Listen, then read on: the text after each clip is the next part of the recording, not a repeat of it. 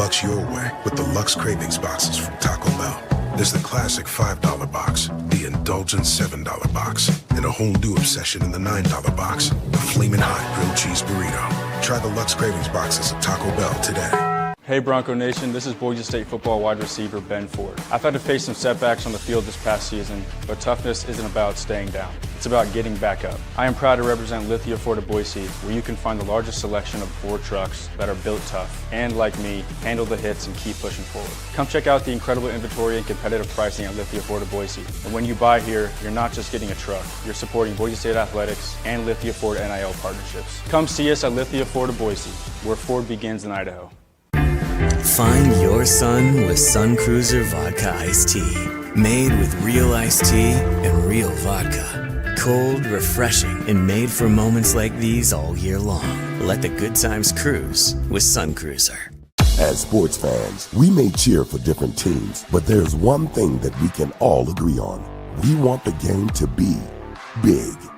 And with 3 levels, 30 cabanas, a 143-foot screen, 6 clean pools, and endless cold drinks, it doesn't get any bigger or any better than Stadium Swim in Las Vegas. All sports, all seasons. It's more than a pool deck. Stadium Swim. It's the only thing like it in the world.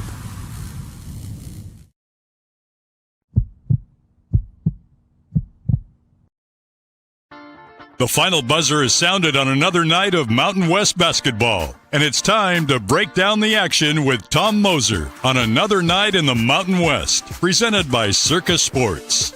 Headed to Las Vegas for the Mountain West tournament in March? Make sure to stay at Circa Las Vegas and watch all the action at Stadium Swim, where the sports are on 365 days a year.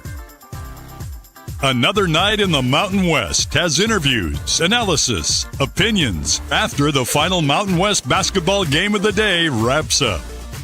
All BNN broadcasts come from the Sun Cruiser Studios. Sunny days call for Sun Cruiser Vodka Iced Tea, made with real iced tea and real vodka. It's refreshingly smooth and easy to drink. Crack open a Sun Cruiser and let the good times cruise. The title sponsor of Bronco Nation News is Lithia Ford of Boise. Check out our full inventory of vehicles online at lithiafordboise.com. Lithia Ford of Boise, where Ford begins in Idaho. Did your team just get a big win? Suffer a bad loss? Come discuss it with us. Send us a comment or question in the ICCU YouTube chat, or leave us a voicemail at speakpipe.com/BNN.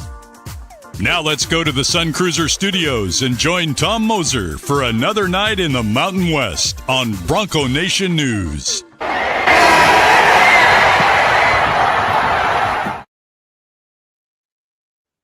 What's up, everybody? You are in the Sun Cruiser Studio here on another night in the Mountain West, Wednesday, February 25th edition. 2 games tonight. Big one just completed in Viejas. Along with me here, as you can tell, the man himself, Mr. Jeff Grammer. Jeff, how we doing? I'm doing all right. I noticed in that intro, I have the exact same shirt on. I think the last time I was on, I got my Ted Lasso Believe shirt on. So I promise I have more than one T-shirt, but for this show, I believe.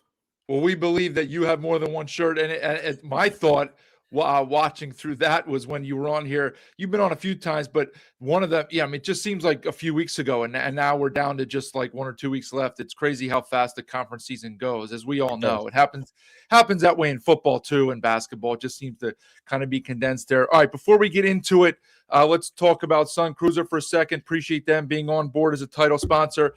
And of course, if you're not already subscribed, run it down there at the bottom, says it at Mountain West BNN. Please subscribe to the show at Mountain West BNN. So again, just 2 games and game on in the Mountain West, right? We saw it was weird how the schedule worked out the last 2 days. If you saw the standings, like everybody paired up that played was right next to each other in the standings, right? The other game tonight, 5th and 6th, GCU UNLV. Last night, San Jose Air Force, 11-12. New Mexico, Nevada, 3-4. Just real weird how that worked out. And so we got the battle at the top here to complete the midweek set. And this Aztec team, as Nicholas says right here, they look dominant. And this was the team that people expected them to be all year. And it was certainly, their best win of the year, one of the best full 40-minute efforts that they put out on the floor this year. And they now tie themselves at the top of the conference with Utah State. So we'll get into kind of some of the tiebreakers and all of that stuff as we work our way through here. I thought about going with the other game first to give some people in Viejas time to file out and pile in here, but we'll start with this one first because obviously it's the important game. It's what people are here to talk about because they just watched it. So your top of mind thoughts after watching that, I guess it ended 89-72. I didn't even really focus on the last 3 minutes as they were just kind of playing out the string. But what are your top of mind thoughts after watching that kind of real dismantling there by the Aztecs? Yeah, I mean, a couple things. First off, I would say Magoon Guath being, if we believe he's healthy this go round, obviously is a big get. When he came back 3-4 games ago, I think it was, he had a great first game back from the last kind of comeback, and then he didn't for 2 games in a row. So I should pull up his stats and kind of see what he did. But if Magoon Guath is back, obviously that changes some stuff defensively for San Diego State. They are at their best. Dutcher's teams and Fisher's teams are always at their best when you have a shot blocking presence, and he's certainly that. I mean, they have other good defenders. Obviously, they don't recruit people unless they can defend. So they have good defenders, but Magoon Guath, if he is healthy, is obviously a big kind of addition at this point of the year. I would also say this. I really stopped myself from I've learned through the years, but this year in particular from overreacting to one game, because I've seen I've seen UNLV. I watched in person. They were down 38 points to a New Mexico team, and then they go to Logan, Utah, and beat Utah State. I saw Utah State beat New Mexico by 20 in the pit. I saw that same New Mexico team have a final minute lead against San Diego State. They ended up losing. Miles Heide hit those free throws in that game, but they were ahead there in Viejas in the final minute. So obviously this year, more than even most, I think, in the Mountain West, can kind of prove that things can be very different from game to game, even in the same matchup. Everyone always says matchups. It's all about matchups. Even in this league this year in particular, even that kind of changes a lot. So I don't want to overreact, but what I will tell you is if San Diego State is going to look like they did tonight, absolutely they can win the next 3 games and win a Mountain West regular season title, and they're going to be tough to beat in the tournament as well. I don't know that if they win the Mountain West regular season, I think they're probably in because that would mean they just picked up a great quad one against Utah State, but then they would also pick up an at New Mexico win in the pit. And I forget their other 2. I have at it right Boise. Here. At Boise, quad one. I would be shocked if they run the table in the regular season if they aren't in the tournament, right? I'm not saying go lose in the quarterfinals, but if they get to the semifinals, I think San Diego State's in. And I will tell you that I don't think I don't think Brian Dutcher and San Diego State are going to go all out in the Mountain West tournament if they are confident they're in, because injuries have sort of derailed them a little bit this year. So I would tell you that while they're not going to not try to win any game, I don't think they're going to go all out in the Mountain West tournament if they're comfortably in. So that'll be interesting to watch too. I think they can do that and win 3 in a row. I'm not predicting that. I'm just saying they're what they did tonight. Sure, they can win the next 3. But this is going to be a fun last week and a half. I think San Diego State looked fantastic tonight because they were getting 3-point shooting. Their offense looked efficient. Their offense didn't look like a outside the top 100 in Ken Pom kind of offense. And that's the difference to me.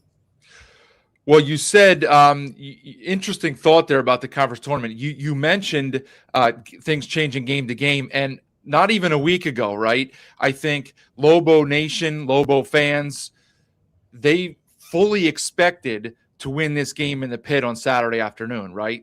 They would have not that they expected it to be easy, but just the way that the Aztecs played last week, not great, losing at home to GCU and at CSU, 2 good teams, but not teams that you would expect to lose to if you're a cream of the crop top league contender, right? Meanwhile, Lobos playing okay or playing good basketball. And now just in 24 hours, the way that things change, right?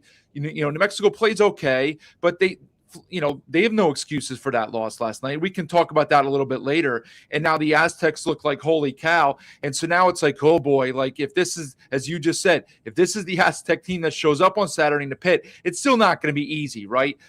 For all we know, it could be the last matchup between these two for a long time. They may meet in 2.5 weeks in Vegas, but could be the last matchup for a long time, especially in the pit. Who knows how long? It's going to be packed, national television. So it's not going to be easy. You'll get an A+ effort from the Lobos. But the fact is, even if you get an A effort from the Lobos, if you get the effort tonight that you got from San Diego State, and they're making shots and playing defense and engaged the way they were tonight for 40 minutes, it's going to be very difficult for New Mexico to win that game on Saturday. Agree, disagree? What do you think about that? No, yeah, I mean 100%. I think what is starting to show up anytime a team loses, it's having a good year.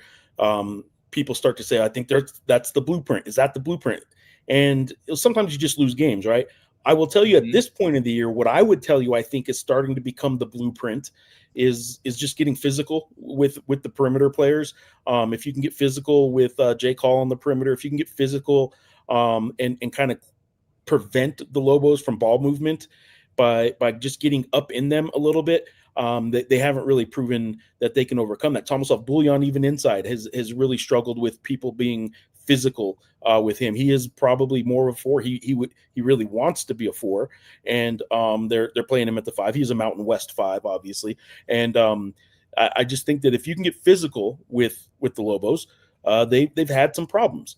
I thought at first earlier in the year I would have told you it was more specific to the rebounding, which is obviously a kind of a byproduct. Physical and rebounding tend to go together, but a little bit different, right?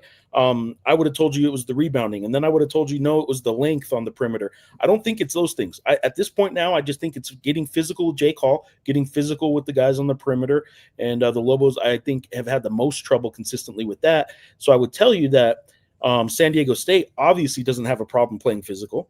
So I think that would be a problem for the Lobos. Yep. I would also tell you this, and we're going to hear it for the next 2.5 days, and it's not wrong. It is something we tend to hear a lot of, though, sometimes when these scenarios play out. San Diego State just played the late tip on a Wednesday night. They play a 11 a.m. Mountain Time or 11 a.m. tip-off on Saturday, and one of those days is going to be a travel day, and they're going to Elevation. I guarantee you we will hear about that in pregame press conferences and pregame media coverage. And it's not that any of that is untrue. Right. I will just tell you that if San Diego State loses, that there's already sort of a reason for it. And sometimes that's what I think San Diego State gets in their own way about, is they kind of have the reason they lose already mapped out even before it happens, and then they start talking about it. And I think they get caught up in that sometimes. If they're playing with confidence and just like, forget all that, like forget the elevation, forget that we had 2.5 days of prep time. When they're at their best, they're so cocky and confident that it's wonderful to watch, because they play with that confidence and that cockiness that's great. Well, let me pull this up here. Let me see how this formatting is going to go here. Let me add this. Okay, there we go. Okay. Yep. So now, did you see, before I get into some of the individuals here, anything on Odin tonight? Was he injured? I have no idea. Okay, because look, I'm not in tight with the program, but right. I think, a fan of the Aztecs, anybody should be able to tell you that Dutcher's been playing 11 guys when Guath is healthy. And Harrington, of course, they've been injured. But like Newman and Odin, the transfers have not exactly been among their most productive players, okay? Right. And if you look at the box right here, there's no Odin in there, and Newman played 6 minutes. So some of the Aztec fan base has been clamoring for Dutcher to shorten the rotation and give the minutes to those guys who deserve it. Now, if Guath is healthy and Harrington's healthy, cut Odin and Newman out is their best 9 for me. Okay. And you saw it tonight, because Simmons, who's been inconsistent, Simmons was a dude tonight, played physical, came with a killer mindset. DeGorville was on top of it tonight.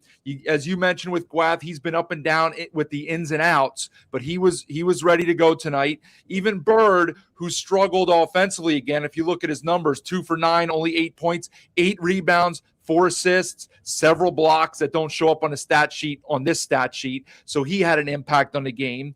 And, Heidi 3 for 3 from the floor, used up all 5 of his fouls. That's fine. But what do so that's the 9-man rotation that Dutcher needs to use. If you need a minute or two for a guard, then you can put Newman in as like emergency minutes. Yep. But, this is their best lineup without Newman and Oden. You can't play 11 guys really like consistent minutes, I don't think. And you saw the result. So I was just curious, and maybe if there's an Aztec fan in here that saw, or somebody that saw the injury report that can point out what the deal was with Oden, because I'd be curious to see if Dutcher went, because he's been starting. And so I'm curious to see if Dutcher went from start to completely like out of the rotation, like GM. Yeah, that's pretty drastic because, Dutch is a pretty loyal guy, and I know that Oden hasn't been in the program for more than 10 months, but that would be surprising, and it would tell you a lot that he kind of realizes it's go time. We can't mess around with any of that stuff. So he wasn't on the pregame availability report even as questionable, not out, not as questionable. So I'm not sure what it was about. And if there is something, like you said, if there's somebody here that can enlighten us, that would help. Yeah, because I think that's no offense to Oden, okay, but he's a big boy. He can take it. He's getting an NIL check. Like, it's best for this program if that's what happened.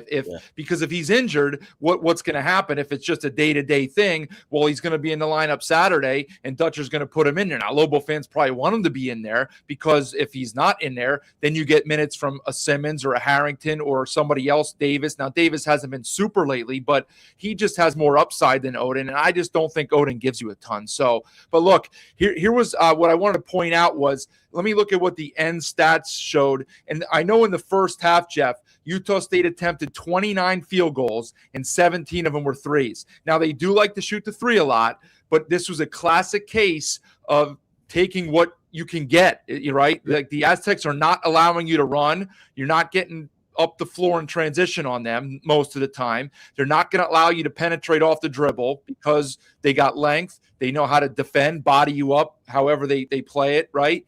And they're going to force you into taking threes. And 60% of the Aggies' shots were threes. They made 4 out of 17, and that's why you have a 13-point deficit after Utah State. They got a little bit more aggressive and were able to get to the hole in the second half, but there was such a big lead at that point. I think it's human nature for your D to drop off a bit.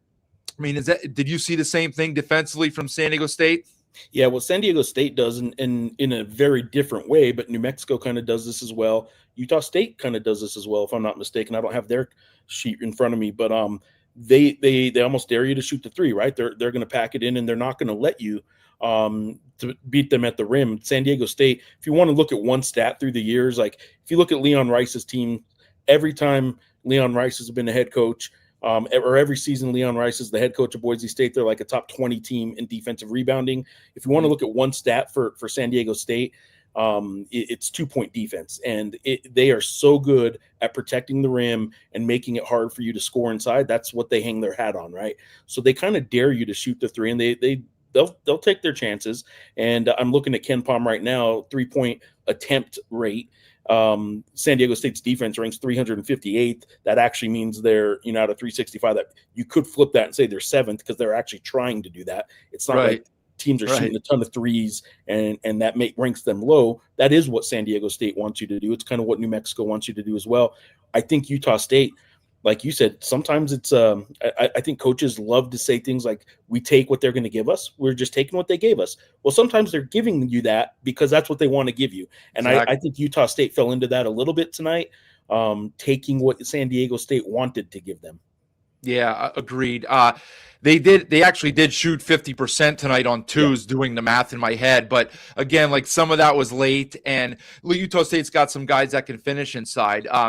Collins with 18. That was a quiet 18 for Collins. Really with 14. He made a couple threes late when the game was out of hand. Elamine made 2 early threes and kind of struggled after that. They just didn't have a lot going on. But again, that's one of those where you have to credit the defense. You have to credit San Diego State. They out-rebound the Aggies 38-30. The Aggies got beat on the boards on Saturday by Nevada.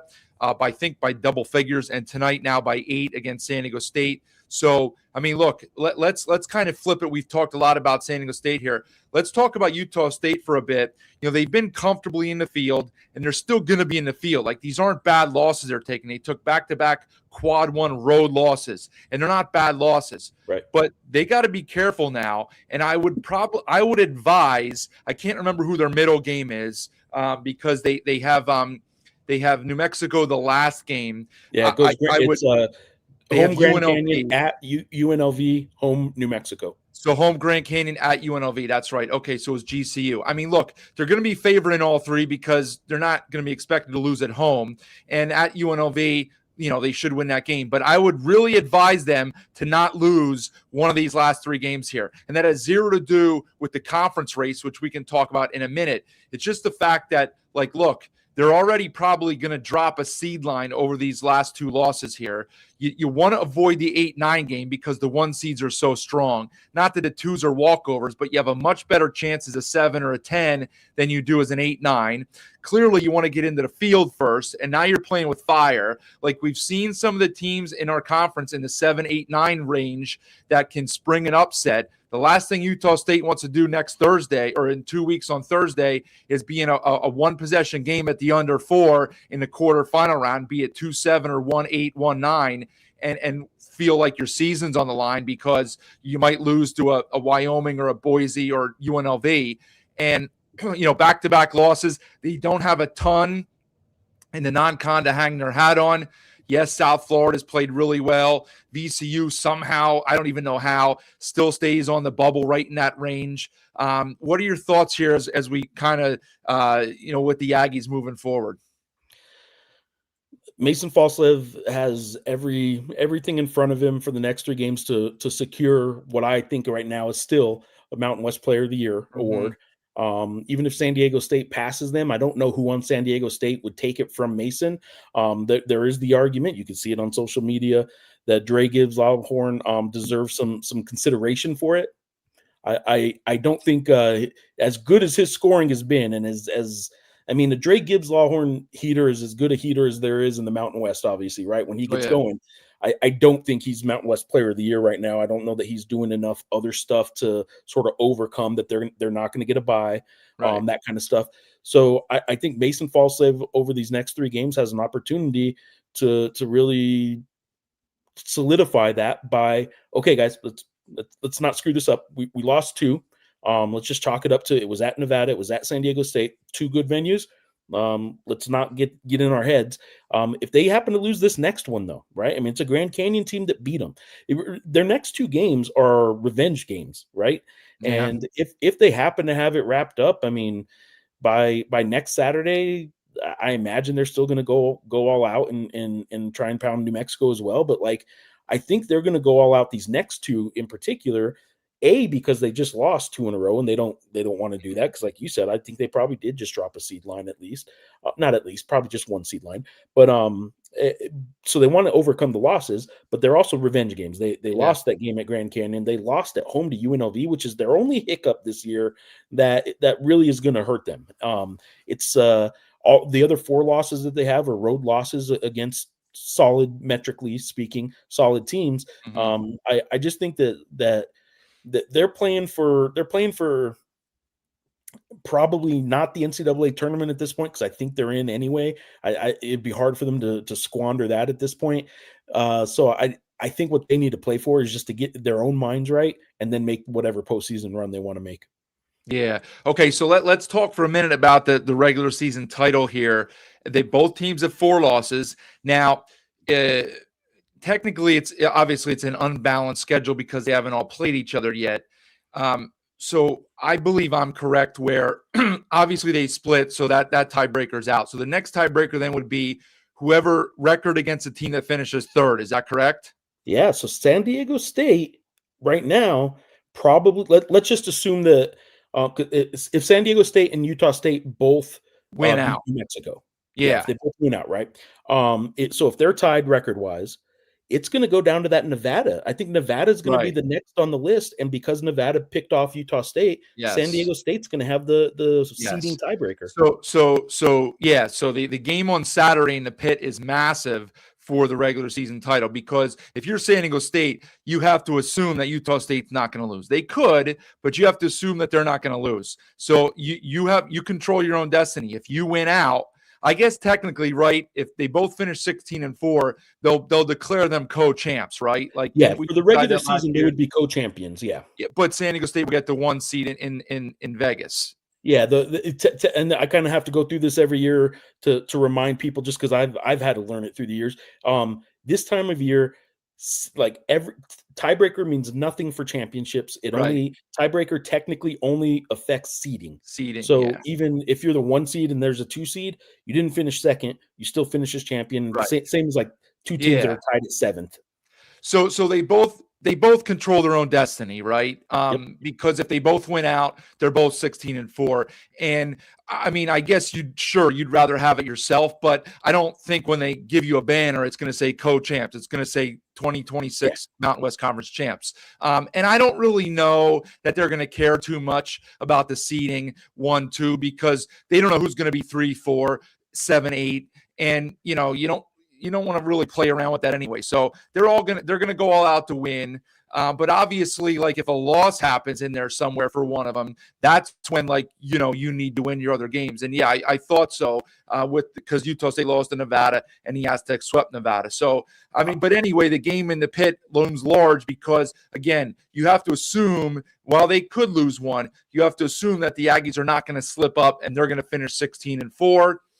Could happen the other way, and so the Aztecs really need to win that game. Now, I did have an Aggie fan on social media, and I hadn't thought about this, whereas every other team in a conference here at various points in the last month took that bye, if you will, right? The off night, the Aggies took it and had that game scheduled against Memphis, right? So they didn't get any rest. They played straight through since basically the new year. And somebody said, we look a little tired, and now it's not really a coincidence. Like, they couldn't finish the game against Nevada the same way that they couldn't finish the game against UNLV. Like, those were games that they controlled in the second half and then just couldn't finish the last 5 to 8 minutes. Tonight's a different story. They got beat by a better team tonight on the floor. But who knows? Maybe maybe there's something to that. I don't know if I hadn't given that any thought. Yeah, it's something that's crossed my mind. When it was happening, I knew how much the Lobos needed theirs, and they both had them on the same day. Yeah, and I was like, it'd be great to be covering a UNM versus Memphis game right now. That'd be great.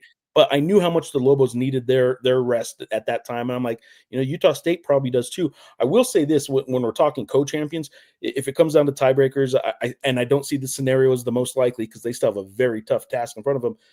New Mexico still controls its own destiny for a co-championship now too, because they have both the teams in front of them.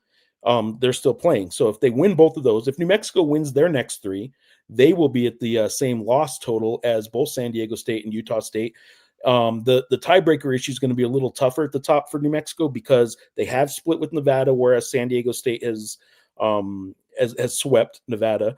And then I think there's one more. Well, I mean, they have sweeps against Grand Canyon that would help them, that San Diego State and Utah State don't have. So if you're New Mexico and you happen to win the next 3, what you're hoping for is Grand Canyon to pass Nevada in the standings, because then you hold the tiebreaker over Utah State and San Diego State.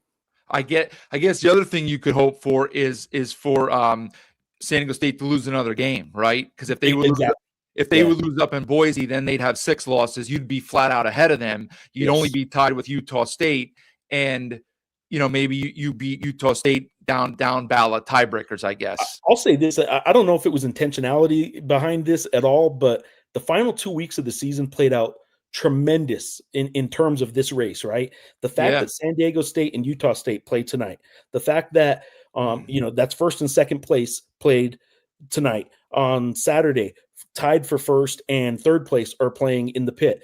Next week, the final night of the season, the current tied for first place and third place are playing each other. All 3 of those playing each other 2 times each in the final week and a half is just tremendous. Yeah, there was I think it was, what conference was it? Maybe the Big 10, or maybe it was the Big 12, that I was listening to somebody said that they really backloaded their stuff. So there's something to that, and it's great. It provides good drama. Like, no offense, but nobody wants to see like the Lobos' last 3 games against San Jose State and Air Force, and nobody wants to see San Diego State playing, Fresno and whoever at the back end. So it's great that they did it like this. And as you said, I'm glad it worked out. So let me just throw a few comments on here. See who we got in here. Roll text, Nick, parity in the league. And yeah, I said this last night, Jeff, it's unfortunate. And I don't think this is a hot take really, but the simple fact for me is that at the top, our teams this year just aren't quite as good as they were last year. And so, we could call it parity. I just think that our teams are more susceptible to losing games like this. And again, Utah State did nothing wrong in losing this game tonight. I'm talking about games like the games last night for New Mexico, the game against Boise for New Mexico, some of Boise's games, the Aztecs games last week. Like, Nevada just had a week where they lost to San Jose State and beat Utah State in the same week.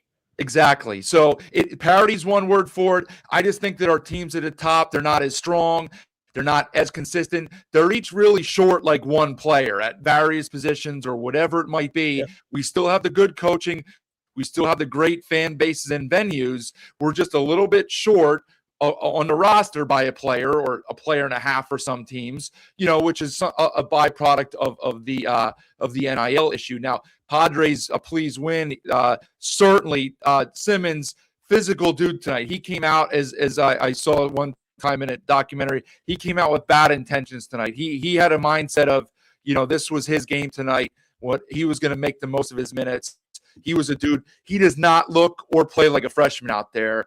No doubt about it. T-Mac, go Aztecs. Magoon and Harrington were back for sure. Here's a funny one. The Aztec roller coaster rides on.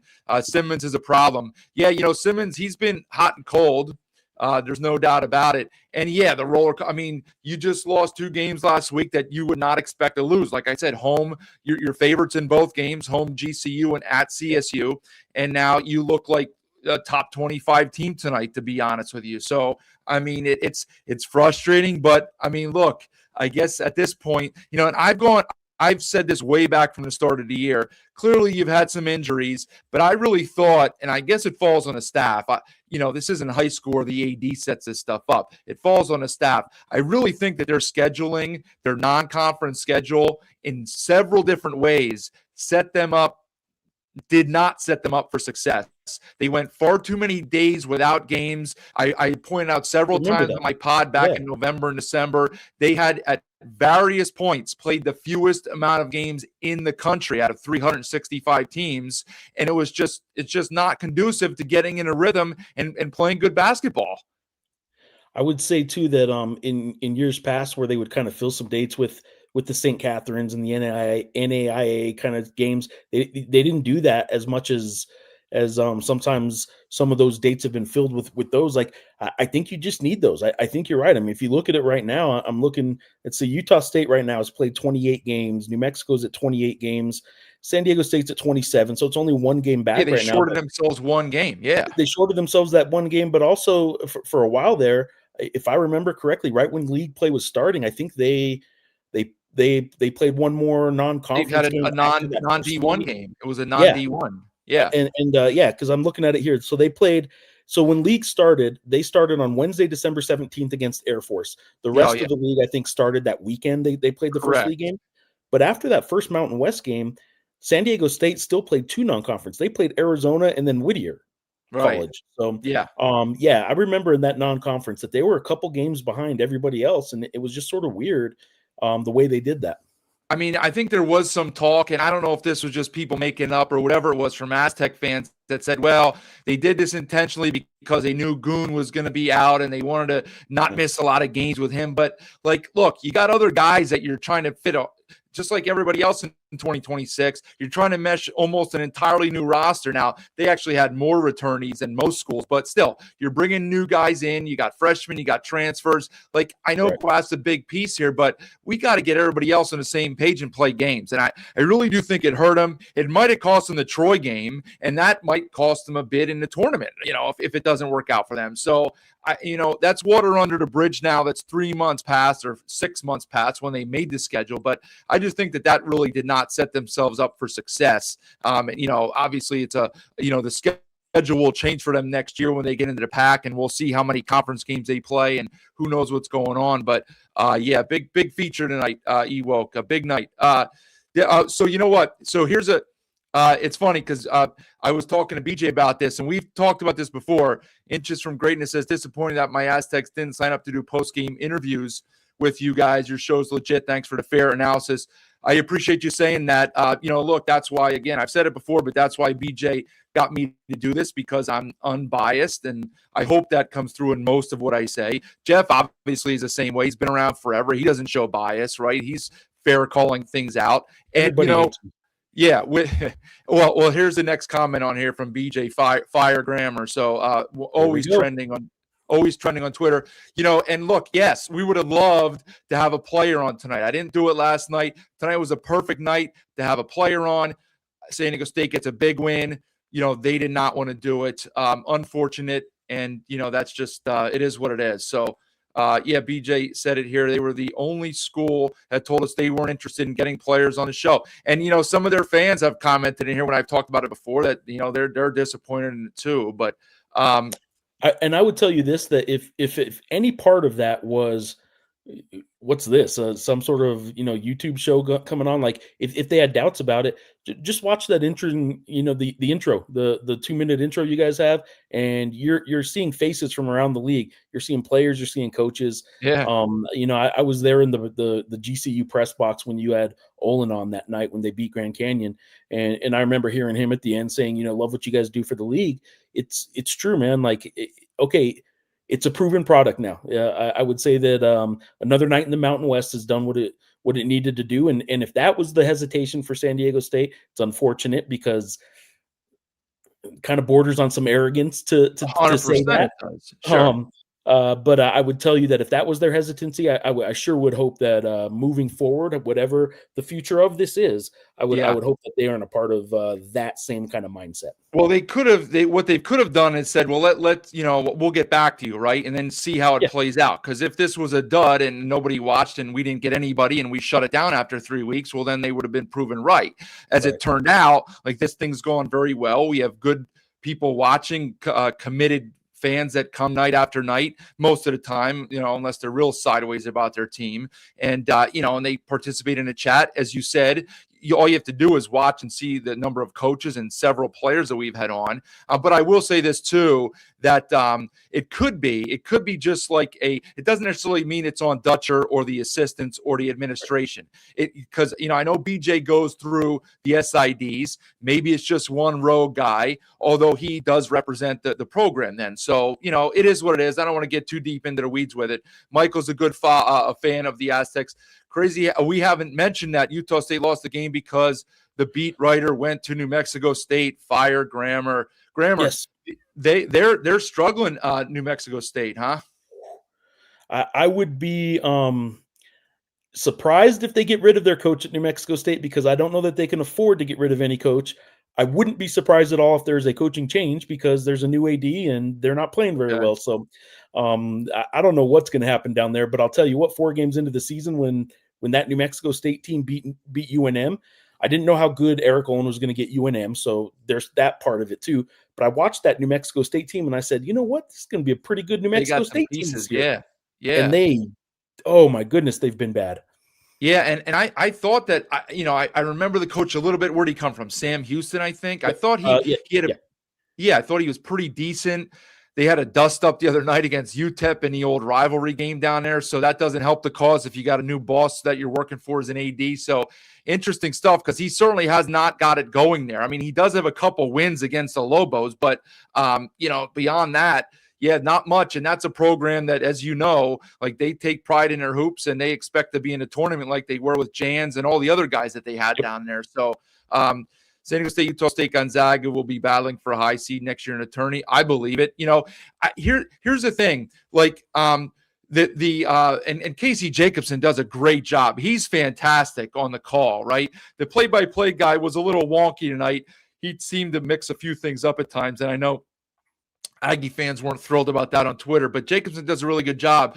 But these guys all just go under the assumption that like it's 2005 when they look at rosters and see that he'll be back and he'll be back and he'll be back and he'll be back and they'll be all right next year. I mean, haven't we learned anything that there's no guarantee that anybody will come back for the team that they currently play for? Like, I'd love to think that the Goreville and Compton and Simmons and Harrington and anybody else that's got eligibility left will come back for this program. But how can you count on that any more than you can count on anybody for anybody coming back? Like, I mean, what do you expect like Jake Hall and Tenet and Bouillon? I don't know, Bouillon might have a separate case, but do you expect Jake Hall to be back in a Lobo uniform next year? If Eric Olin's back, I think Jake Hall will be back, but he might be out playing the price range for UNM to keep him because there are some teams that'll pay for a shooter, and he's a shooter. So yeah, I mean, he might be out playing it. The only reason I say that, though, I mean, I'm not arguing your point. I agree with your point. In Jake and Eric's case, Eric Olin's been recruiting Jake since he was 14, and Dax Hall, his younger brother out in California, is also being recruited by UNM. Okay. And I would tell you that I think there's some connections that make it not that those even matter all that much anymore, but in this case, I think there are some connections that would make it really hard. And I also would tell you that I think they're going to try and do what they can to take care of Jake Hall too in the NIL world.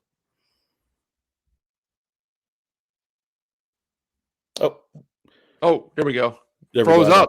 Okay. Yep. I hear you. Yeah. So that helps. I mean, it doesn't help like it did 7 years ago, but it helps. So yeah, I mean, but imagine Hall on a Big 12 or an SEC roster where he has a point guard that can get him the ball where he doesn't have to create. He's capable of making those tough shots guarded one-on-one, but imagine him just being able to stand and catch and shoot like because like other guys on the floor need attention, right? Yeah, I mean, he'd make a killing. I was going to say his ability to create is sort of what's elevated him, and we're like, wow, look, he can do some of that. Yeah, but some of that. His best is still when he is catch and shoot. And I'll tell you what, he's catching high passes and just shooting them like that and making them like he isn't even doing any kind of dip down. And he is as good a shooter as I've seen, and he's a freshman, man. Like Anthony Mathis was the sharpshooter for the Lobos a few years back, and I'll tell you what, Jake Hall's right there. I mean, look, we there's plenty of time to talk about all this. I'm just always hesitant, and I just kind of chuckle because I love to see these guys back. But and we'll talk about this game right now, I guess. But does anybody expect, as you mentioned 20 minutes ago, the heater that he's on, does anybody expect Gibbs Lawhorn to be back for UNLV next year now? I mean, the guy's dropping 30 like it's an NBA game where nobody plays defense, right? And or Tyron Jones and Gibbs Lawhorn. Like if you have the money to pay for one of them, you'd probably take the local guy, but there's also a risk there because then you got 4 more years, you want to keep him or not. Like it's going to be hard for UNLV to keep those two guys. Yeah, 100%. I mean, we can go on down the list. Gorey at Fresno State, like he's going to be gone. Fresno doesn't have NIL to be able to pay for Gorey, right? Like these guys get, and that's coach. The programs have guys looking for people. It's not that difficult, right? Every game's on TV. Every box score is identifiable. You can find things on film and find your needs and whatever, and these guys can play. So it's disappointing for the teams in our conference. They're gonna have to fend these people off, but it's just the way it is. So I love for all these guys to be back, whether they're going to the Pac, whether they're staying in the Mountain West. I love for them to stay with their programs. I'll believe it when I see all of it. Pac fan, I assume this is referring to Odin, was not on the injuries. Jeff said that too. So interesting. T-Mac Simmons is a beast. There's no doubt he's a beast. So he also says that the last 2 Aztec losses had BJ starting. He came off the bench today and they played better. I mean, it's funny. He's largely been a bench guy for most of his time.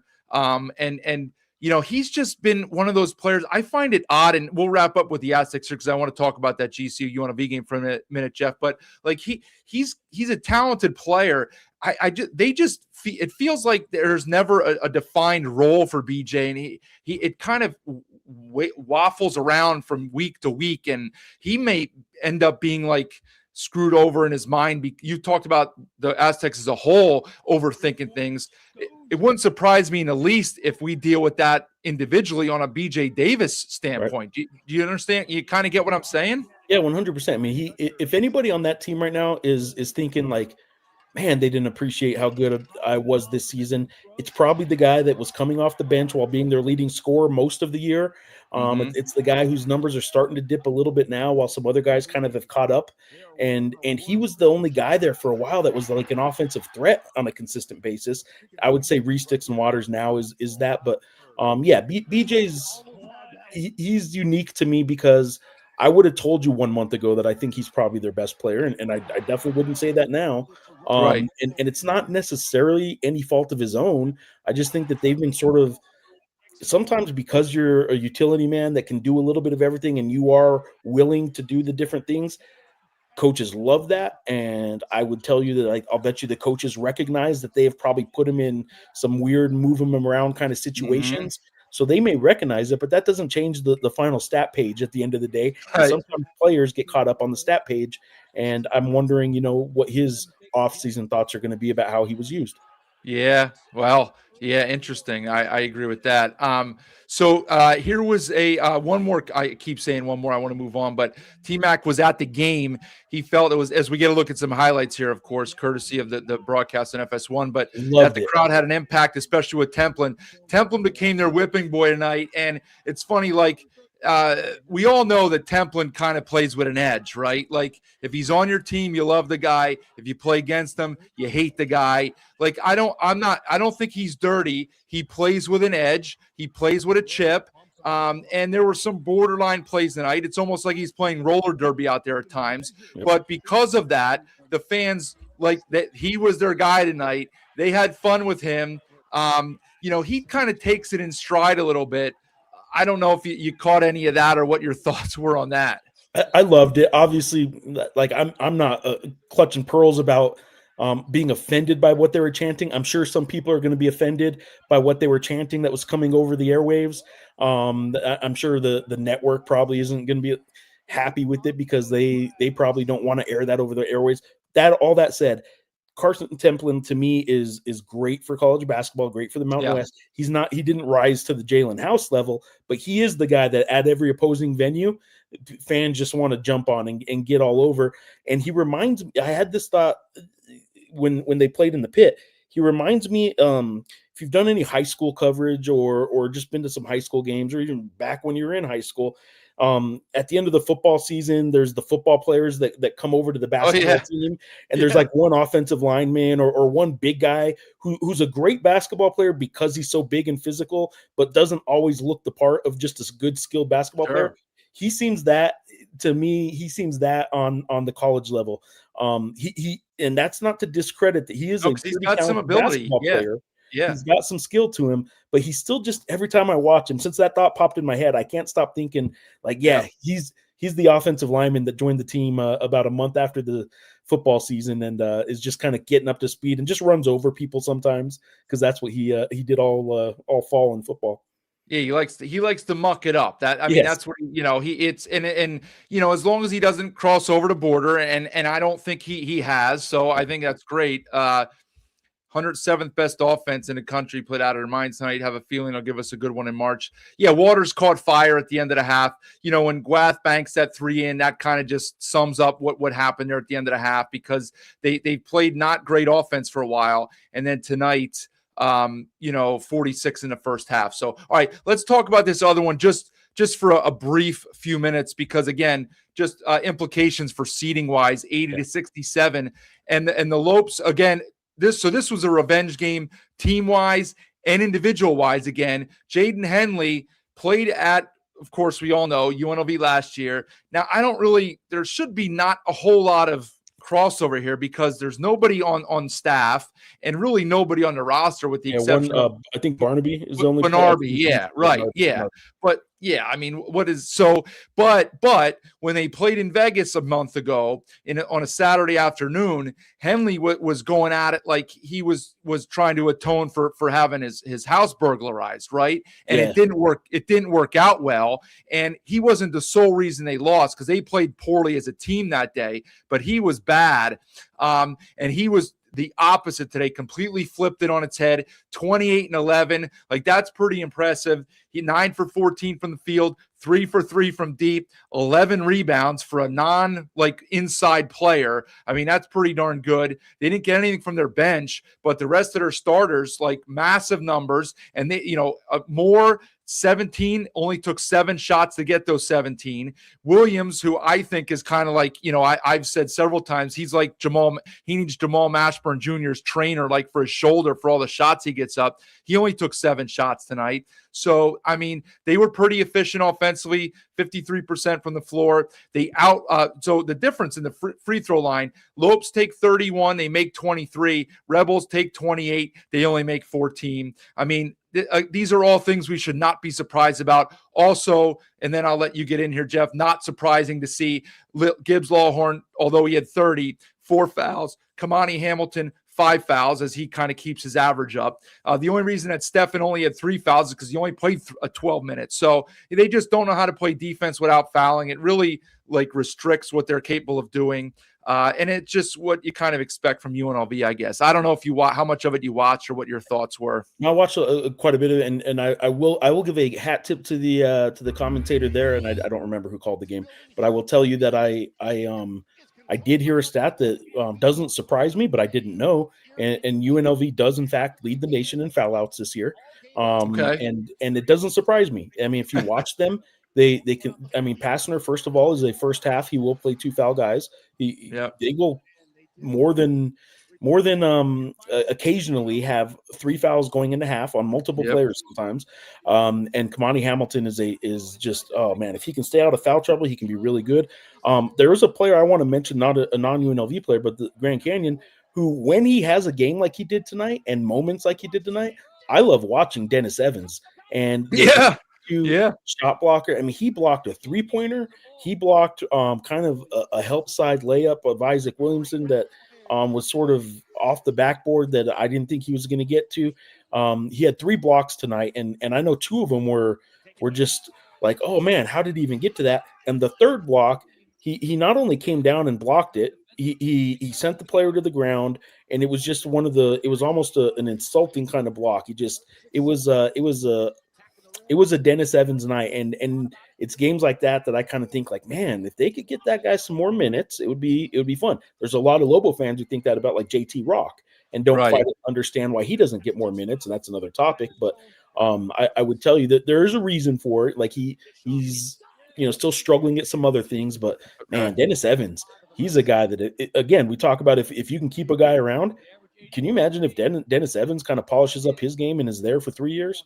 Yeah, it's quite evident that he's raw. He had a very similar impact when they beat Utah State in Phoenix a month ago, or maybe it was 5 weeks ago at this point.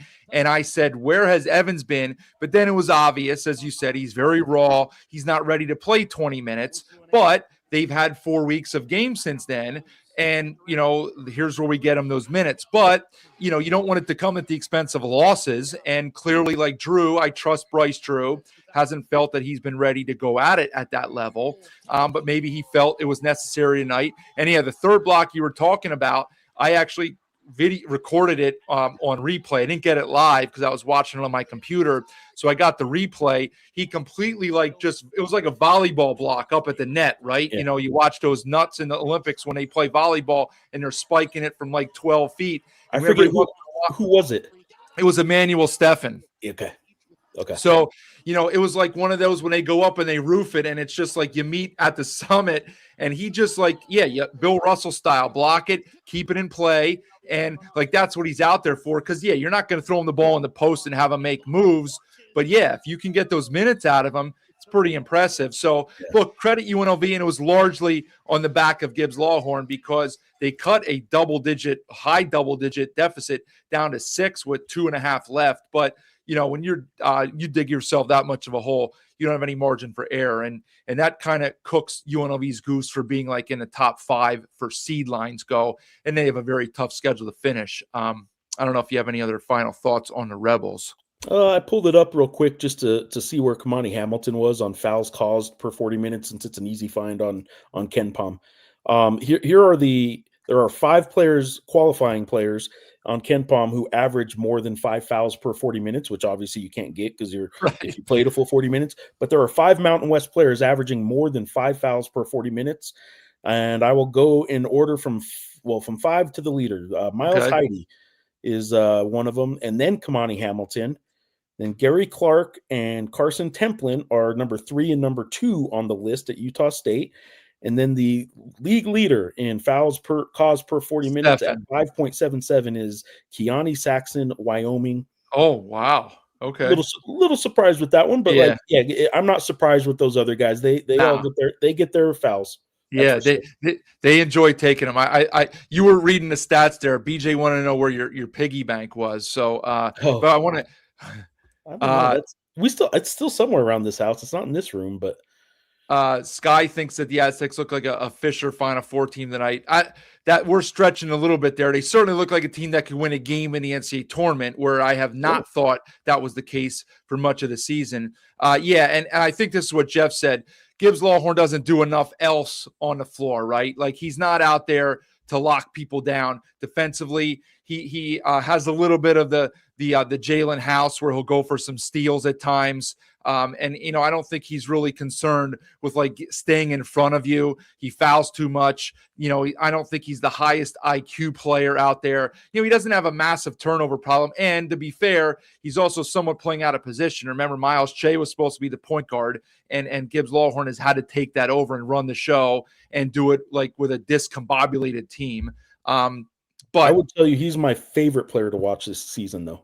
Yeah, I mean, he's been electric, and I mean, he's just in one of those grooves right now that Pasquarelli was in 2-3 months ago, where when he fires a shot up, you're surprised if it misses, right? Yep. Like, he's just in such a groove. You expect him to shoot 85%. Aztecs, a very good team effort. They did miss a lot of free throws. It took a lot. I do want to get to the other comment there. If Guath is healthy, it's terrifying. Yeah, I mean, I hope he's healthy the rest of the way. Let's hope he is. So here's a lot of excitement from Aztec fans seeing Dutcher shorten the rotation. Odin and Newman, thanks for the memories. I mean, listen, sometimes you have to cut bait, right? Like, I don't fish a lot, but sometimes, Jeff, you got to cut bait. And, it sucks to kind of admit in a weird way that you misfired on these guys in the portal with Newman and Odin. But, like, are you going to cut off your nose to spite your face here? What are you going to do? And if this is what we see, now it's a one-game sample. As you said way back when we started this, it's a one-game sample. But they show up in Albuquerque in town on Saturday with this lineup, cutting some of the dead weight out there. They're a totally different team, right? 100%. Yeah, and I would tell you, too, that you're not going to pick and gripe too much about a national championship. I was going to say Final Four, a national championship run. One of the worst things for San Diego State since that national championship run is their insistence on playing so many guys, because that team did have some depth, and I think that team had good depth. I think their metrics will tell you that when they went deep, they played just fine. And I think they've tried to replicate that every year since and played more guys than they need to. And this year, kind of shortening the rotation is what they should do. That's what the analytics say, right? And I would tell you that if that's what they're doing right now, good. Well, the difference from that squad to this squad, and Aztec fans would likely back me up on this, but those depth guys like A-Rope, who's on the bench now, and Sekou, I think that was his name, right? The shooter. Right? Those guys were program guys. They knew exactly what Dutcher wanted. And 95% of the time, they were going to stay on script and not go off script, right? Like Odin and Newman, Not that they don't know what Dutcher wants, but they don't know it as well, and they don't have the built-in like Aztec loyalty to like not want to go off script and do their own thing. So and they just, I don't think they're as good as people thought they were. I mean, we shouldn't be surprised about that with Odin, right? And I didn't really think that about Newman. But I want to get to this because I sent this tweet out, and one of the Aggie fans on Twitter, because you saw it up close in person last night. Miss Bonner struggled last night up there in Lawler. She seems to like going to the review monitor, okay, unnecessarily at times too. And so one of the Aggie fans said, watching the game on TV last night when we were talking about it on social media, said, well, the best thing about seeing Bonner tonight, meaning last night, is that we won't see her in Viejas tonight. And I said, well, let's not count your chickens yet, because we know, they travel like semi-geographically, right? And so I didn't think she'd get the game, but I'm not 100% surprised she got it, right? But I will say, because the first thing I tweeted out was, man, like, I can't believe she's doing this game. I don't think she was that noticeable tonight. Did you? No. I think her flaw has been some reviews more than anything. I think there have been some bad calls, just like a bunch of other refs. I think that if her biggest flaw is the amount of time she takes at the reviews, then maybe our opinion of her is, I'm trying to be nice about it. She's struggled at times this year, but I really think her biggest flaw is she takes so long at some of these reviews and does a lot of them. But I wouldn't say that she affected the game tonight. I would say last night there were some interesting calls that she was certainly a part of. Right. Yeah. I mean, look, I thought at the start of the year, like, she came into the year with a reputation, as you know, like, people don't want to see her on the games, fair or not. I thought at the beginning of the year she was okay. And I was like, all right, maybe she's improved, she's learned, she's been tutored, whatever you want to say. She's just gotten it. Like, sometimes officials get it. Some officials get it. Right. There was a play tonight. It was like early, I think, in the second half, when maybe it was at some Gwath went up for like a semi alley-oop, and he laid it in, and Templin like bowled him over, right? And he kind of looked back at the officials like, where's the call? But it was like 4 minutes into the half, and the Aggies already had like 6 fouls, right? And I know people don't want to hear that, but when the ref watches the ball get laid in and he knows that they've already called 6 fouls on Utah State, he's not going to call it 90% of the time, right? And people be like, no, that's not right. It's a foul, it's a foul, it's a foul, it's a foul. But it's like game flow and understanding the game. And some officials get that. And I don't think that Bonner did last year. And I thought that earlier in the year she did. Now, she struggled a lot more recently in conference play, but like we agreed, she was not noticeable tonight. That's the only thing that you want out of an official. We don't want to notice you, right? If we notice you, there's an issue. And we didn't notice her tonight. Mike, always in here. And I've said plenty of times that the Aztecs were too cool for school. They were not too cool for school tonight. They dug in tonight. But, Mike, I will tell you, if they played 27 games and they've been not too cool for school only twice, that's not a very good ratio. So you can be happy tonight, and you should be, because your team looked really good. But let's do that a little bit more often, and you wouldn't be on the bubble, okay? He wants to see a Moser-Graham partnership. Listen, we got BJ and I have to talk about what we're doing here, moving forward. I know a lot of people want to see a lot of things, and we can only do so much. And, we like to keep all you Lobo fans in the loop. And obviously BJ will be focusing on what's going on up in the pack. But, I'd like to stay involved with everything. I've said that before. Most dangerous team to make a run from the middle of the pack, Jeff, CSU, Boise, or UNLV? What do you think? Most of this season, I would tell you Boise. Remember, I'm a guy that's covered 2 Boise wins over New Mexico, and so I still think they can be dangerous. But right now, I think I would lean towards CSU. I think CSU's kind of wouldn't say figured it out. They are still the roster that they are, but they got a little bit of health right now. Seem to be playing a little bit better. And I would tell you that I think of those 3 teams, CSU would be the most dangerous. And I'll go back to my favorite team to watch if he got hot is to see Dre Gibbs Lawhorn go crazy in a tournament setting where he's doing it day by day, because one of the best memories I'm going to have in my whole college basketball reporting career will be the Lobos winning 4 days or 4 games in 4 days when Jalen House did what he did, and he's blowing kisses to people in the stands, and his dad's popping in the background doing this, and he's doing a lot of that, Yeah. That was one of the that was just a memory I'm going to have. See, and that's what March has sometimes, right? In the NCAA tournament is the most obviously what we remember. But when you see a guard just get hot and unstoppable in a tournament setting, it's so fun to watch. Yeah, I mean, look, they got shooters. They don't even have Pasquarelli right now. They need to get him, certainly for depth, although they've looked good the last 2 games without him. Yeah. So we'll see. We have to see what his status is. Caleb, we talked about this before, so it doesn't matter what standing, where you are in the standings. If your tiebreaker beyond head-to-head is the teams above you and what you've done against them. So if you're in 5th, if you're tied for 5th, it's going to be what your record is against the top team. If you're the team you're tied with, you've lost both games in them, and so as a team you're tied with, it would go down to how you've done against the second place team, and so on and so forth. So there you go. So you're asking specifically about tiebreakers between 3 teams like CSU, Boise, and UNLV. So it would go to what your record is against Utah State and New Mexico, since they're Utah State and San Diego State, since they're 1-2. So I don't know who would have does anybody have wins against those teams? I guess CSU has a win against San Diego State in there. Boise, UNLV has the win at Logan. And it does in the tiebreakers, home and road doesn't matter, but yeah, home and road doesn't matter. So Boise's 0-3 against those 2, but they have the Aztecs at home next midweek. UNLV has the win against Utah State, and they play at Viejas yet. Oh, and they will host the Aggies, so they have a chance to get another.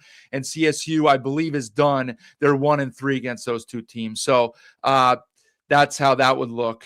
I don't even, D-Rack says, I don't even know what to think of this Aztec team anymore, that they shorten the rotation to 9 and Glass stays healthy. The ceiling's probably the highest. Still suck against athletic bigs. It's weird. Like I've gone back and forth with this, like who I think has the highest ceiling.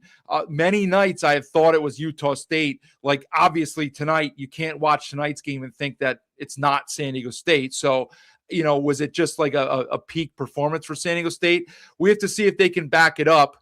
T-Mac agrees with the horrible scheduling. As you can tell, I'm about 20 minutes behind here on the comments. Question for Grammer: Does New Mexico's non-con scheduling change a lot with the future Mountain West Conference losing great schools in San Diego State, Utah State, and Boise, to name a few? That's a very good question. What's only going to do next year for the non-con, Jeff? So I'll tell you what's interesting. An interesting prospect is you're stuck with your league schedule, right? Well, now the non-conference just opened up 4 or 5 teams that might be willing to give you a very quality non-conference game. I know CSU's already said he will be. Like I think CSU and UNM will happen starting next year, home and home. Okay. I don't know where it's going to start. I think that will happen. Leon is willing. I don't know if it starts next year or not. Jared Calhoun is willing. So those are non-conference games that UNM actually in the non-conference might start being able to step up their non-conference scheduling just a little bit by getting some home and homes against really good teams. If you look at their home and homes right now, they did one with VCU, which doesn't make a whole lot of geographic sense or any geographic sense, but those are 2 good kind of like teams. And it was when Ryan Odom was there, and Patino and Odom decided to do that because they both understood how hard it was for these levels to get it. So they set up a home and home, but they also, UNM has one right now with Santa Clara, another bubble team that was obviously in a big game tonight too. And I would tell you that UNM is going to look for some home and homes with that kind of level team. And I think because they're 5 new teams just opened up out west that are going to be looking for non-conference games too, it actually might help the non-conference for the Lobos a little bit more, because obviously the Mountain West in-conference schedule is going to go down. Sure. Yeah, hopefully it does. I know we've all heard Dutcher say that he doesn't think he'll schedule games at altitude. So I don't know that you'll see the Aztecs come to the pit anymore. You mentioned CSU, so that's a plus. If Leon's willing to do it, great. Calhoun and Leon, frankly, too, but Calhoun for sure, he may not be there next year. Who knows what the philosophy is of whoever comes in next. You'd like to see those stick around, because we know that New Mexico needs the home games for their revenue right now. If they can keep the football program on track, that becomes less of a necessity, although it still helps, and they'll still always have basketball to count on. But maybe they'll be able to sacrifice like one home game that they didn't used to want to do because they needed that revenue, right? If the football team can keep it up. Pac-Man says the league champ has not had more than 4 losses since 2010. Could happen this year. Yeah, I mean, it would take both teams losing one more time. I thought there was one year. Is that right? Is that? I mean, I'll take your word for it, but I thought there was one year that there was kind of a cluster of teams that I don't might have had remember. 5, but you know Maybe they haven't been playing the 20 game schedule either. So that's true. that's probably accurate. Yeah, I because that might would be have thinking of required one of them the 4-loss years when they only had the 18 games. I might be thinking of. 14-4. Yeah, Aztec fans hated the schedule, and that makes sense. Yeah, we didn't even mention High Knees. He did the GCU UNLV game. He was pretty non-existent. He had Yeah. the opportunity to make a kind of a fancy charge call, and he didn't. I was slightly disappointed. I haven't seen or heard much of him this year, so he's just kind of lying a little low here. But um, yeah. What else do we got here? The show got in Templin's head. Yeah, I mean, he didn't have a dominant night, that's for sure. But I Hey, didn't really. I'll say this: props to the show in a year where the Havocs and the Herd have been getting an awful lot of love, and Uh-huh. deservedly so. Props to the show tonight. Yeah, no doubt. Yeah, you're right. So I think this is referencing what we talked about earlier with them not coming on the show.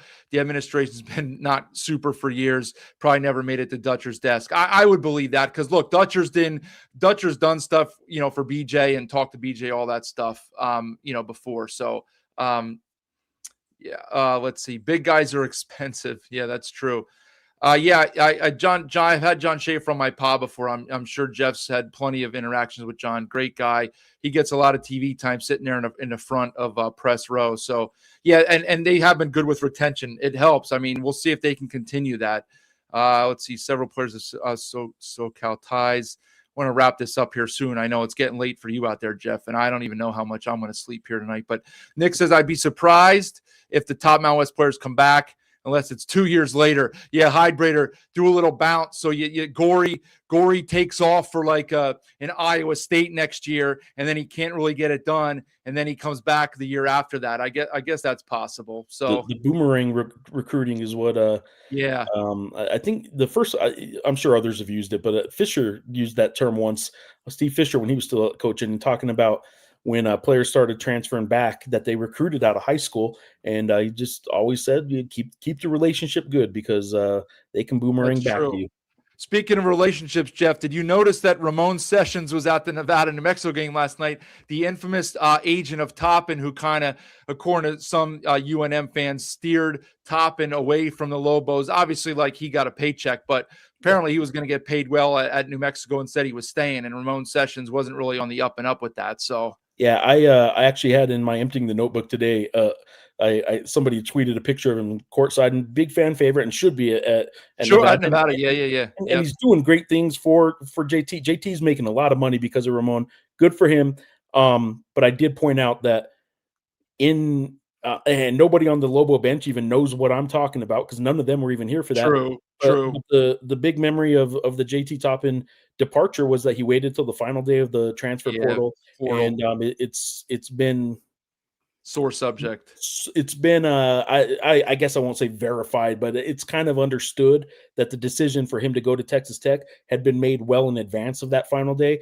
And Pitino sure would have liked to have known that he had that much money freed up and go into the portal before the last day of it being open to maybe try and go get somebody else. And that's totally fair. That's fair. I want to hit on a couple more, but I don't know if I'll be able to get to all of them. We've been in here for an hour and 10. Why Boise's so weak this year? I mean, listen, the fact is Andrews has not lived up to the billing. He had one good week there where he won Player of the Week. I don't know if Jeff, if you and Steve gave him your Player of the Week that week, or if that violates your rules because he got it from the conference and he deserved it that week from the conference. If he gets it from the conference, we don't give it to him, but he 100% deserved it. He deserved it. But aside from that, he has not been super. Now, he played okay the other night, but I mean, he just hasn't been what you expect from a guy coming in from a Big Ten school, right? And it's been disappointing. So I mean, that kind of is all you need to know about Boise. And look, Carmichael's been a disappointment. And it just hasn't worked for them. It just hasn't worked for them. Chubb, Buck, Ram, GCU's the sneakiest team. They can heat up. They don't shoot the ball well away from home, and that's an issue. Henley, first team all conference. I would say yes. What say you, Jeff?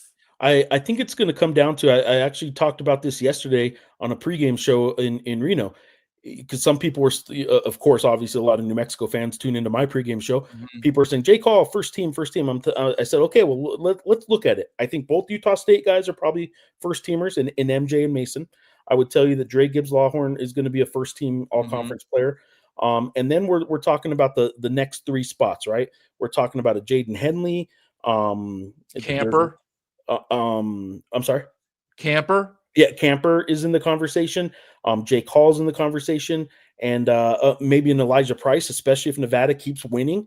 I would tell you that Maybe there's Waters. one other guy that Reese Waters. Yeah, and so if San Diego State wins this thing, there will be a lot of people that find at least one person on that team to put on first team. Maybe not as player of the year, but it's going to be hard to be a league champion and not have a first teamer. So I would tell you that Jaden Henley and Jake Hall might be fighting for that last spot. I don't think Jake Hall ends up making first team, but I think he's had a tremendous year just to even be in consideration for it. Yeah, I agree with you. I think he's likely to get freshman of the year, right? And he's going to probably be in all. What do they do? They name a first team, but do they have a second team as well, or do they just so they do? Yeah, if they do what they did last year, which I think they're going to do, it'll be 3 teams of 5, 5, 5, and 5.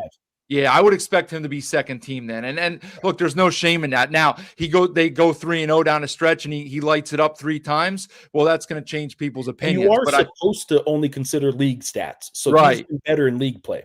Correct. Yes. Which I didn't expect that. I'll be honest. Back in December, I didn't expect that. He starts leading off, right? Yeah, exactly. Especially against good coaches and league play. Yeah. So full credit to him. Nick says if UNM loses to Utah State, Nevada wins out, New Mexico falls to the 4th seed. So the Lobos more than likely are 4th or tied for first. So if Nevada wins out, they don't. I don't. They have Wyoming yet. I don't see any reason why Nevada can't win out, but we'll see. Their 3 games left are UNLV, Wyoming, and Air Force. The tricky one was Saturday at UNLV because it's a road. I know the road game doesn't really matter, but you would expect that to be a close game. I don't know. They've had trouble in Laramie. I've looked it up recently. They've lost the last couple in Laramie. Wyoming's not playing poorly right now. Who knows? Nevada should beat that game, but. The good thing for New Mexico in terms of falling as far as 5th is because of that sweep of Grand Canyon. Grand Canyon's going to have to leapfrog and pass them. Yeah, because they don't play twice. Yes. Grand Canyon doesn't have the tiebreaker against Nevada, but New Mexico beat them twice. You're talking about New Mexico. Yes. Yeah. I mean, it's going to be very difficult for Grand Canyon to get a first round bye. I mean, I guess fall out of the byes. Yeah. So, I mean, what I've said many times on here, as much as I hate to say it, playing Air Force in the 5-12 is barely more than a bye, right? Like you're just going to get a sweat out there. It's like a scrimmage, which, sucks to do the day before a game, but it's not like you're going through a run like you're playing Fresno or even San Jose State, who can throw a scare into you for 28 minutes by making 9 threes or 12 threes. I'm not critiquing Dutcher when he consistently has teams competing late February for conference championships and make NCAA as well. Yeah, I don't know if you're talking about your own fans. I don't know that we really critique Dutcher on here. I mean, if you're going to talk about us like calling his rotation out as critiquing him, I mean, that's part of the job, right? Like, they have underachieved until now. I will also say, like, competing for championships is great. When you are, and I've said this before, this isn't a knock on the program, right? But if you're the flagship program, now they certainly are in a position to win it right now. But they have not won it either of the last 2 years, either the conference or the tournament. So, that's what's considered a drought then if you're San Diego State. So, you're about banners. Well, he hasn't won one in the last 2 years with, the best program in the conference. So I'm not critiquing Dutcher. Maybe your fans are. I haven't. I just don't know that he's playing too many guys. But I would suggest that we were actually complimenting him for cutting the rotation down. Yeah, for sure. Yeah, UNLV, Boise. Is that what it is right now, Sky? I didn't even look at the update. UNLV, Boise, and CSU are in a 3-way tie for 6th. Interesting. Okay. Interesting. Yeah, a good game for the Aztecs. They need to keep up their defense intensity. Yeah, that was the difference tonight. Utah State stinks at the end of the season.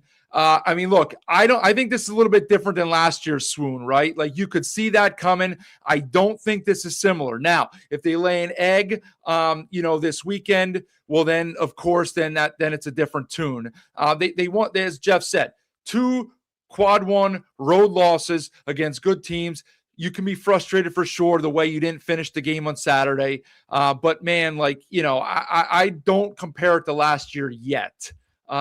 Here's JK says, as a San Diego State fan since 2000, Dutch deserves all the criticism he gets this year. Yeah, that's another thing. I mean, look, just because he's been solid other years doesn't mean he can't have a bad year, right? Like Richard's having a heck of a poor year this year. I mean, he got blasted again tonight by a poor Providence team. Like he's not having a very good year. I mean, and he was on the top of the world 11 months ago when he won the conference championship here in Albuquerque, right, Jeff? Templin ran over Guath. He did run over Guath. He ran over some other people as well.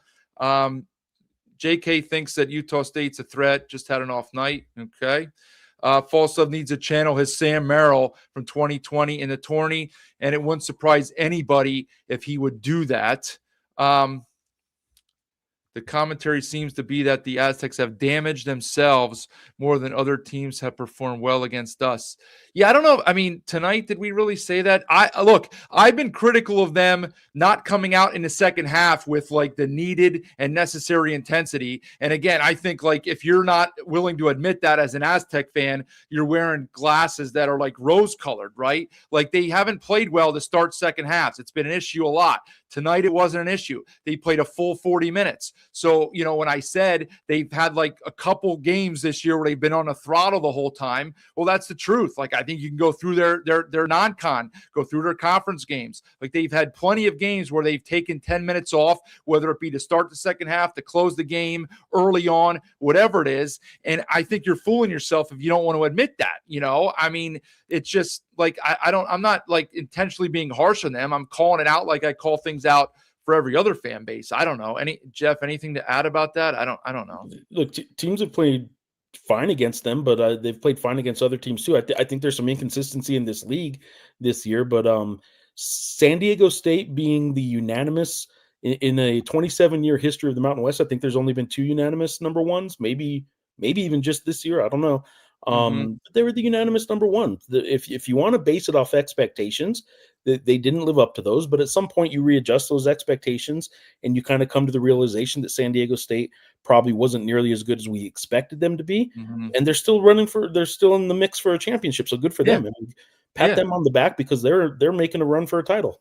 Yeah. I mean, look, I hadn't brought that point up yet on any of the shows, but correct. They were expected to run through the league by everybody. Okay. Maybe some Aggie fans took issue with that, but I think everybody expected them to run through the league, win it by maybe 2 games, which is a big gap in a 20-game schedule. And so when that doesn't happen, well, then you're going to get a little heat. So, I mean, if you can't accept that, like, I don't know what to tell you. All right, we're going to get out of here in a minute. Falstaff, league MVP. Yeah, I mean, barring some type of wildness in the last week and a half, he will be the league MVP. You, as a San Diego State, should go to the pit every 3 or 4 years. I think that Lobo fans would take that, and they would probably return the favor, right? That would be a great rivalry from the 2000s, 2010s, and obviously then the last few years too. Let's see. I think Odin didn't play. Lonzo's been in here a lot. Odin didn't play a minute, and the texts are alive. Have a good night. Yeah, I think that's a good way to wrap it up here. I hate to lay it all at the foot of Odin. He's not the only reason, but I there's certainly something to it too. He's symbolic of the shortening of the bench. Yeah, exactly. Yeah, I hate to make him the fall guy, but yeah, that's just kind of the way it played out tonight. And so, Jeff said it's symbolic of what took place. So I don't know, Jeff. Let me get you out here with this one. We kind of talked about it earlier a little bit. We've talked plenty about both teams. I don't know if you want to make a prediction, but what are your keys for the game Saturday in the pit? 2 Eastern, noon Mountain local there, 11 Pacific local for San Diego and the Aztecs. So what do you, big crowd, we'll expect a huge crowd and a top effort from both teams. What are your kind of keys to the game? If you want to make a prediction, go for it. Whatever you want to shoot off on the game, go ahead. Yeah, I just think that Tomislav Bullion has to be, what he did in the second half against San Diego State the first time they played and got them to a lead in the final minute that ended up, obviously, they ended up losing by 3. He has to return to that form at some point for New Mexico to be its best. Tomislav Bullion has to get better to what he was. Now, he's still been rebounding, and he is the only consistent rebounder that the Lobos have, so they need that, and he's been doing that, but he has really been gun-shy at the rim. When bigs have been getting physical and when they've been double teaming him, he's starting to get a little gun shy. And the frustrations are showing. He had a tech called on him at Fresno State. He slammed the ball down when he had missed a layup and then got fouled. I think he really needs to probably show up and have a big game from the start. So I would say if I'm picking one key for New Mexico, that's it.